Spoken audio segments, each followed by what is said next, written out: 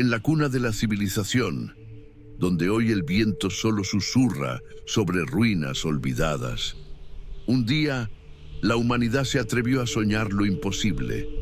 No querían solo sobrevivir, querían ser eternos. Imagina un tiempo donde no existían fronteras, no existían extranjeros. El libro del Génesis nos dice que toda la tierra tenía una sola lengua y las mismas palabras. No había fallos en la comunicación, había solo un propósito. Encontraron un valle en la tierra de Sinar, una llanura vasta, perfecta, seductora, y allí, bajo el liderazgo de un hombre cuyo nombre resonaría a través de los milenios, tomaron una decisión que cambiaría el destino de nuestra especie. La Biblia lo llama Nimrod, el primer poderoso en la tierra, un cazador ante el Señor. Pero los textos antiguos y la arqueología nos revelan algo más profundo sobre él. Nimrod no era solo un tirano, era un visionario con miedo. La memoria del diluvio aún estaba fresca en la mente de aquellas generaciones. El trauma de las aguas que cubrieron el mundo. La torre no era solo un monumento al orgullo, era una póliza de seguro contra el juicio de Dios. Dijeron, vamos, hagamos ladrillos y cosámoslos bien. Parece una frase simple, pero aquí está el primer secreto oculto de esta historia. Hasta ese momento el hombre construía con piedras toscas, pero en Babel hubo una revolución tecnológica. Inventaron el ladrillo cocido, más duro que la roca, eterno, y usaron betún, asfalto, como argamasa. Estaban creando algo a prueba de agua, una fortaleza que ni siquiera los cielos podrían destruir nuevamente. A cada metro que la torre subía, la dependencia de Dios bajaba. El historiador Flavio Josefo nos cuenta que Nimrod convenció al pueblo de que su felicidad no venía de la bendición divina, sino de su propia valentía y la fuerza de sus brazos. La unidad, que al principio era una bendición, se convirtió en una maldición disfrazada. No querían esparcirse por la tierra, como Dios había ordenado. Querían centralizar el poder. Hagámonos un nombre, dijeron. Su nombre debería estar por encima de cualquier otro nombre. Pero la verdadera tragedia de Babel no fue la construcción de un edificio, fue la construcción de un ídolo en el corazón del hombre.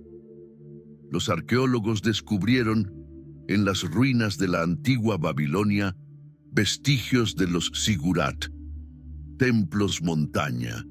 En la cima no había habitaciones para vivir, había un portal. Creían que, si construían lo suficientemente alto, podrían traer a los dioses abajo o subir para tomar su lugar. Era la ingeniería humana en su apogeo, la cumbre de la cooperación. Si no los detenían ahora, nada de lo que se propusieran hacerles sería imposible. Fue entonces cuando el cielo cayó. Dios no necesitó rayos, no necesitó terremotos. Usó el arma más sutil y devastadora de todas. Tocó sus mentes. El texto sagrado dice, y el Señor descendió para ver la ciudad y la torre.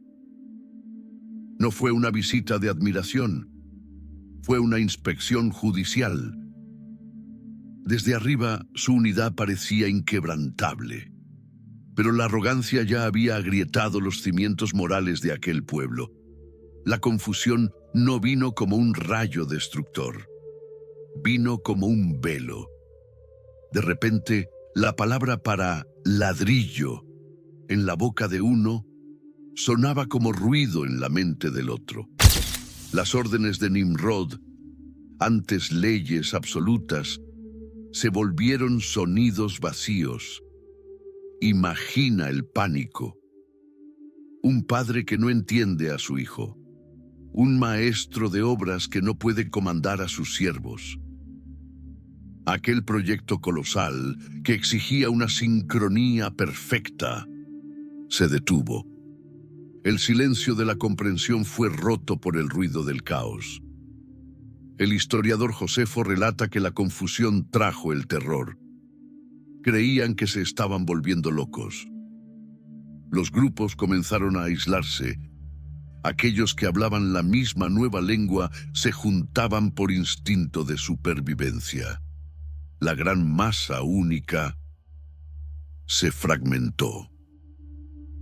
La torre, que debería ser el símbolo de la unificación eterna, se convirtió en el monumento de la mayor soledad colectiva de la historia. El orgullo humano no fue destruido por una guerra, sino por la incapacidad de decir nosotros.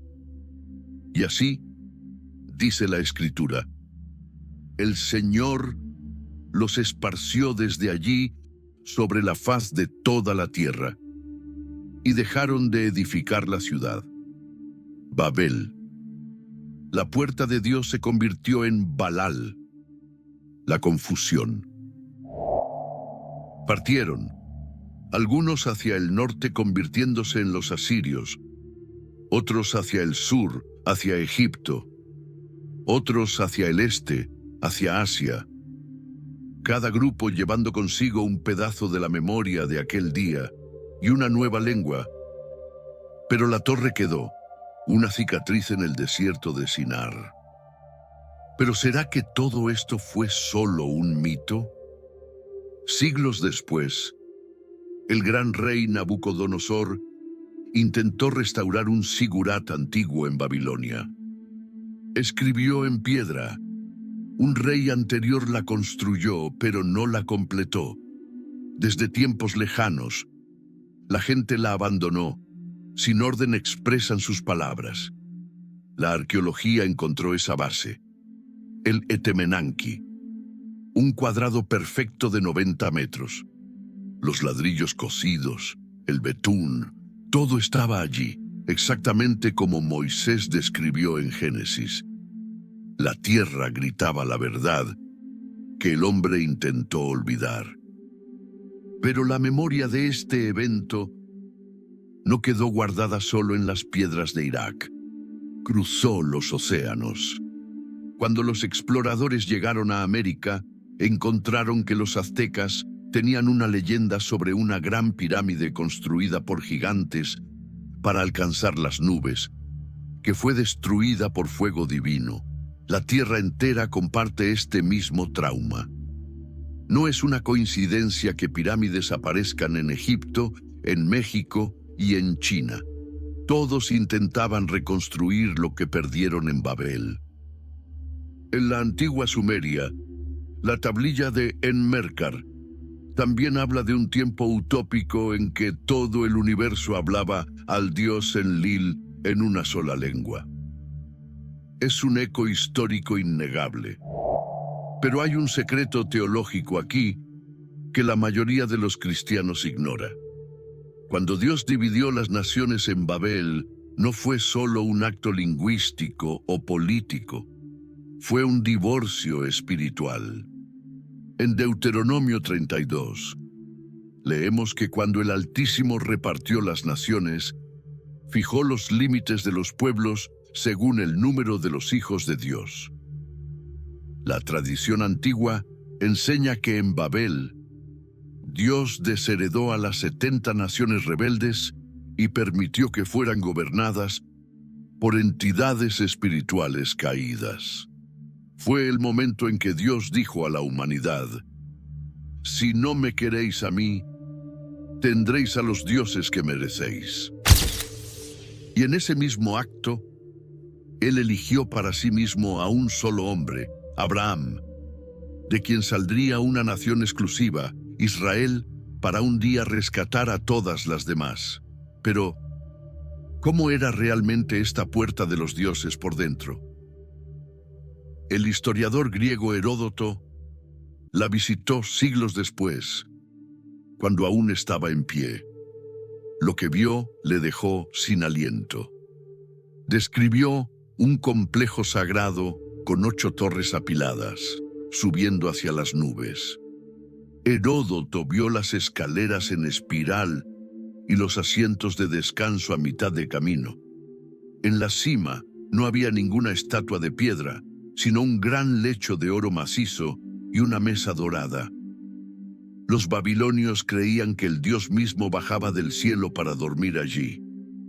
Para ellos, no era solo un edificio alto, era una máquina espiritual, un portal cósmico diseñado para forzar la entrada al dominio divino.